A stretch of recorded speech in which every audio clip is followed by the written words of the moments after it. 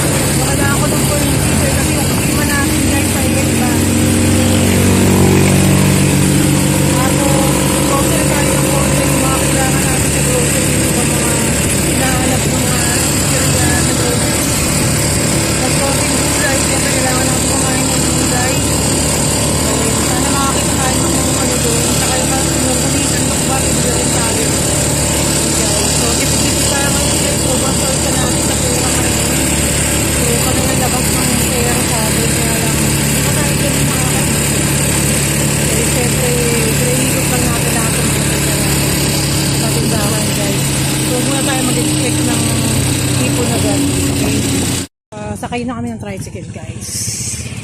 Tapos na yung aming pamimili. So nakaisang bag ako na pamimili guys. Isang bag. So yan. May tayo sa tricycle guys. Isang basa ang ating likod. Yan guys.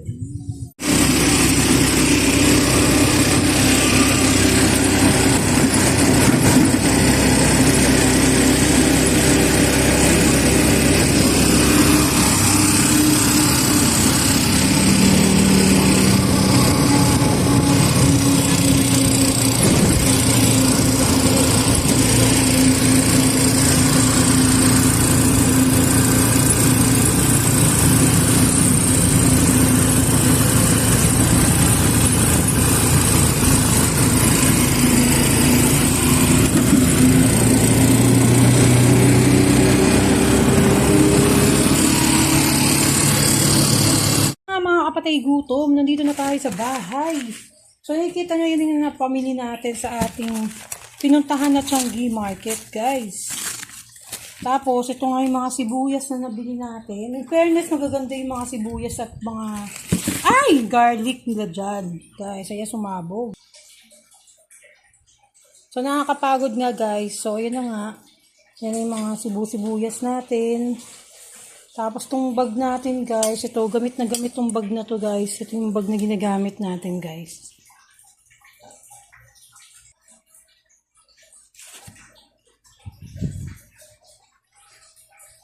Kasi ito naman yung box na pinamili natin sa grocery guys. So buksan natin yung napamili natin doon sa grocery, doon sa market. Sa market dito sa Atimonan guys. So yan. So, bumili tayo ng tattoos. Yan yung mga tattoos, guys. Nakita nyo ba? Ang ating tattoos. Dalawang ganito yung binili natin. Konti lang yung binili natin sa loob ng grocery. So, yan yung tattoos, guys. Tattoos. Bumili tayo ng dalawang ano lang. So, 90 plus yung isang ganito, guys. So, benta natin is 13 pesos. Tapos, bumili tayo ng ganito yung Moby. Yung Moby na ganyan caramel pops. Yan. Pambenta natin sa Movies, 10 pesos. Tapos kung, yan nga, yung mga loaded, yan, mga loaded, ganyan. Loaded. Tapos yung mga cheese eat, yan, ganyan, guys. Tapos ito nga yung kape. Ito nga yung kape, guys, na masarap na medyo nakikilala na nila yung kape na yan, guys. Tapos bumili tayo ng gata. Ayan, yung Coco Mama. Dahil pag nagluto tayo ng ginataang kalabasa, yung gagamitin natin. Tapos ito nga yung mga loaded. Yan, loaded. Tapos bumili tayo ng pang spaghetti natin, guys. Dahil meron pa tayong natirang dito sauce eh. Tapos yung pasta lang yung kailangan natin. Tapos bumili tayo ulit ng cream o crinkles, guys. Cream o crinkles. Kasi may naghahanap na paborito niya. Tapos may naghahanap na rin sa atin ng beach ng guys, ng ito nga guys, yung mantika, vegetable na mantika. So hindi ako gumagamit ng gantong vegetable, guys. Ang ginagamit ko lang is coconut oil. Kasi pangbenta lang naman, tsaka gusto nila kasi yung mura, guys. So hindi kaya ng mga tao dito sa lugar namin yung mamahaling mga mantika. So limit lang naman kasi yung mga pera nila, guys. So inuwain natin yun.